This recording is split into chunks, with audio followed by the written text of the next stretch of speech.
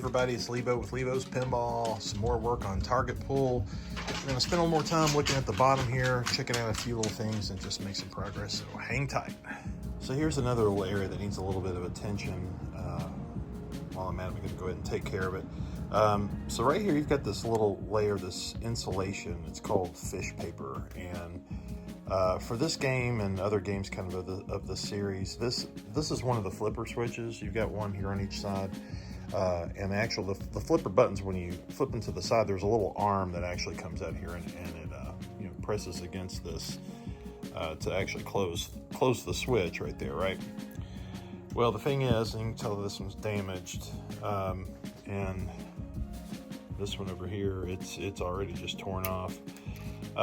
That's basically to try to insulate the little arm. Let me show you here. I'll show this a little better. There you go. So see how hit the flipper button here. That's what's actually hitting those switches. It's that one. The playfield's flipped over right now, but that one, the right side is this one, and then the left side would be this way.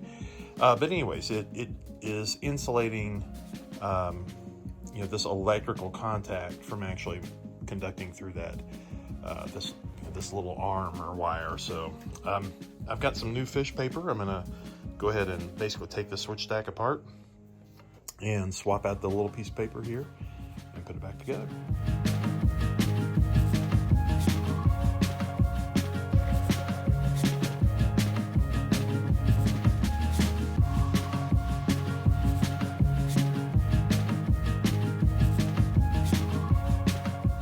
All right, so it's all back together. I got both of them rebuilt, and the other thing I didn't mention earlier is that I actually cut the fish paper down. So once I got this on here, I trimmed it just enough because it was hanging out quite a bit more, and it's just going to be kind of a catch point, more than it needs to be. So both of those got trimmed, and I scrubbed the contacts. They're good to go now. So as far as moving other areas on this bottom part of the playfield, what I'm trying to basically do is just get this whole thing finished up, ready to where I can flip it back over. We'll populate the top part of it, put the plastics and the rubbers and posts and everything, all that back together, and then get this ready basically to get it back in the cabinet and kind of start testing some other things out, because I'm kind of expecting there's going to be some other bugs. But for now, we're still kind of finishing things up here on the bottom. Hopefully we'll get this potentially done even tonight here.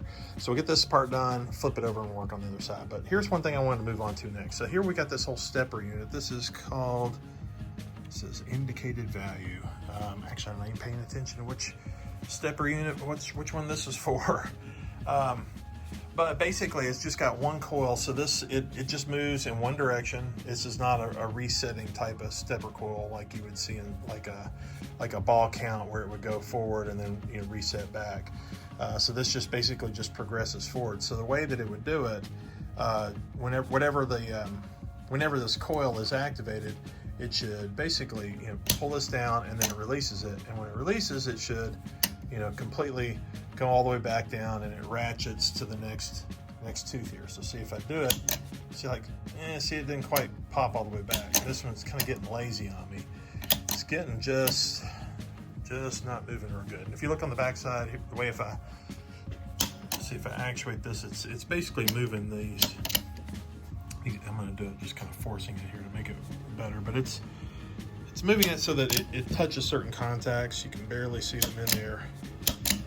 So what it needs to do is really operate nice and smoothly, and right now it's not. So the real solution to this is just going to be to take it apart and just clean things up and put it back together.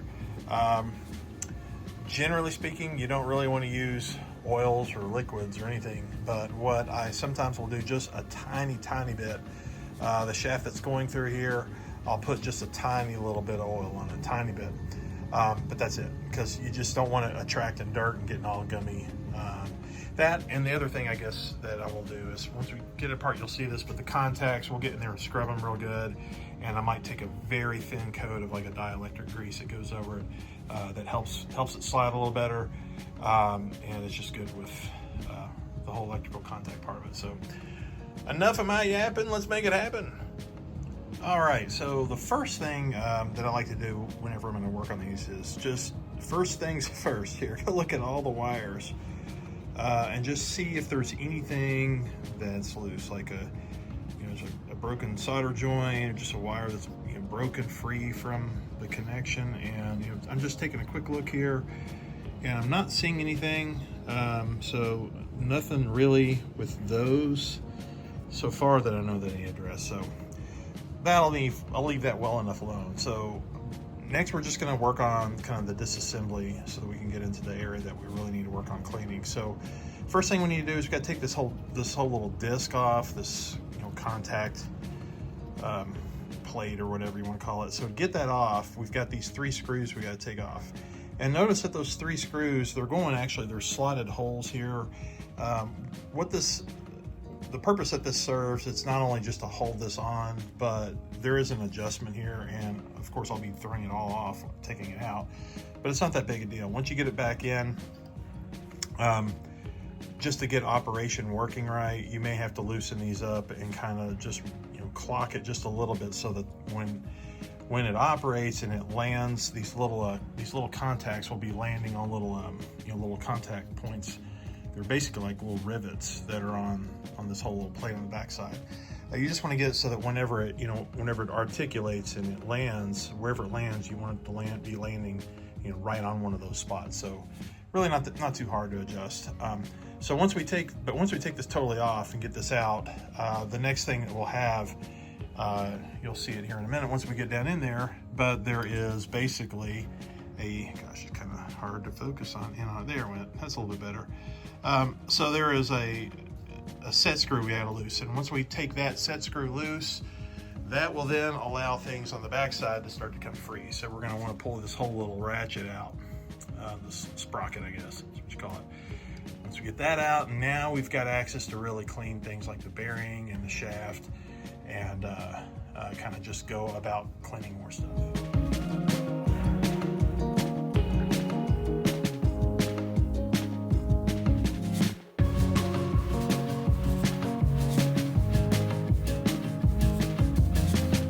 So here it is. Here's that hub. There's actually 2 set screws. I was taking the first one out and forgot about the second one. It's like it wouldn't come off.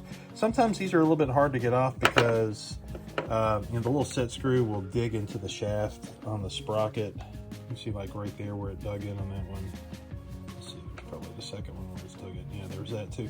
I've had it sometimes where they dig in there, even when you pull the screw come out, that it's deformed the metal maybe to where when you try to slide this out of the bearing, it kind of gets trapped and it doesn't want to come off real easily.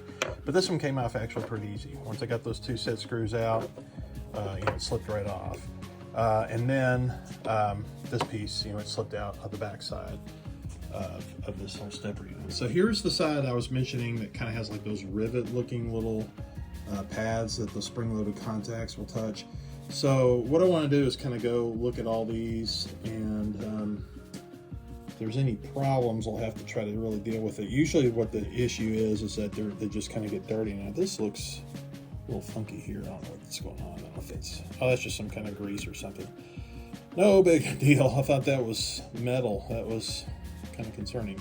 But what I'll do is I'll take some Scotch-Brite pads and I will just scrub this down to where they're ensuring that I've got good contacts there. And then this whole little,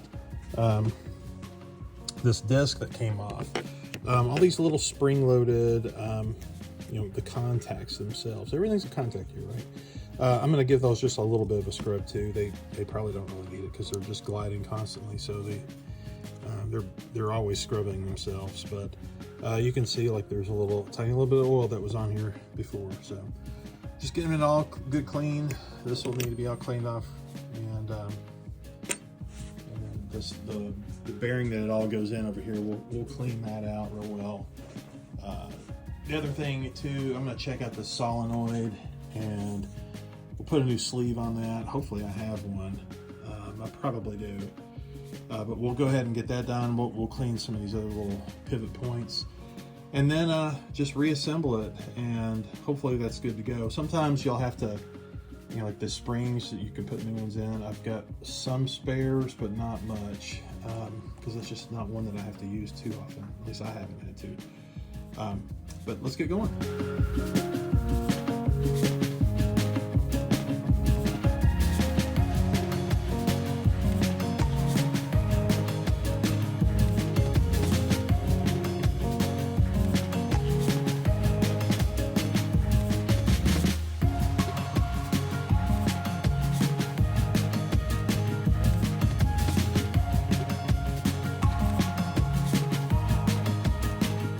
All right, so while I'm in here cleaning things up, and I got this shaft cleaned, this little bearing that slips over that, got that cleaned.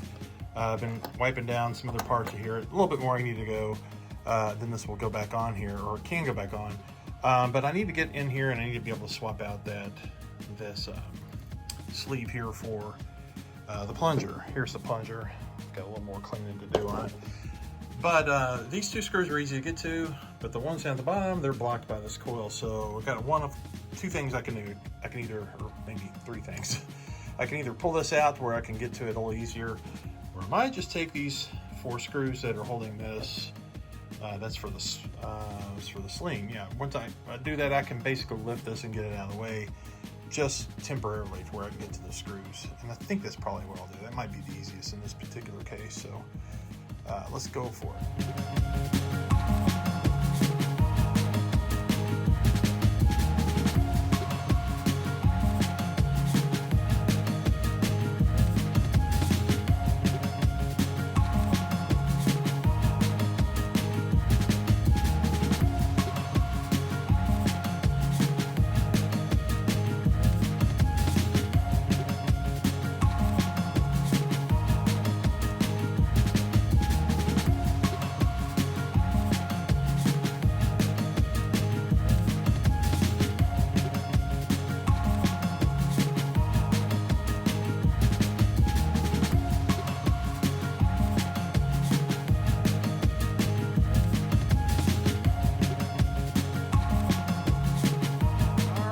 Got it all back together, and it seems to be working a lot better now, I think. You know, just giving this just a hit like the solenoid would, and it seems to be making like a full movement. Seems to be. And as far as like trying to clock this wheel, I think I've got it about right. So just take a look. You can see the contact points there at the top. That'd be one point of reference. See how they're landing really right on those little pads, and every time I hit it, it's going right where it needs to be. So that's looking pretty good. I think I might wrap it up for tonight while I got everything ahead here. And next time, I think we may be ready to flip the playfield over and start putting the parts back together on the other side. That'll be the fun part. So thanks for watching. We'll see you guys next time.